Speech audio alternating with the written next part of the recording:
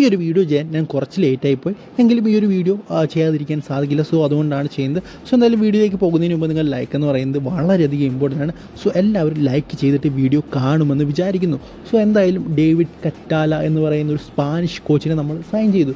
So ഉറപ്പായിട്ടും Spanish കോച്ചിനെ Kerala Blasters sign ചെയ്യുമ്പോൾ ആ ഒരു സ്പാനിഷ് കോച്ച് ഉറപ്പായിട്ടും ഇന്ത്യൻ സൂപ്പർ ലീഗ് കളിച്ചുള്ള താരങ്ങളോടും കോച്ചുമാരോടും കേരള ബ്ലാസ്റ്റേഴ്സ് എന്ന് പറയുന്ന ക്ലബിനെക്കുറിച്ചും മറ്റുള്ള രീതികളെക്കുറിച്ചുള്ള അഭിപ്രായങ്ങൾ ചോദിക്കും. സോ ഉറപ്പായിട്ടും നമ്മുടെ ഡേവിഡ് കറ്റാല അഭിപ്രായം ചോദിച്ചിട്ടുള്ള രണ്ട് വ്യക്തിയായിരിക്കും. അതായത് കേരള ബ്ലാസ്റ്റേഴ്സ് കളിച്ചുകൊണ്ട് 2 താരങ്ങളോട് അദ്ദേഹം ചോദിച്ചിട്ടുണ്ടാകും. ഒന്ന് ജോസും അതുപോലെ തന്നെ അൽവാരോ വാസ്കസിനോടും.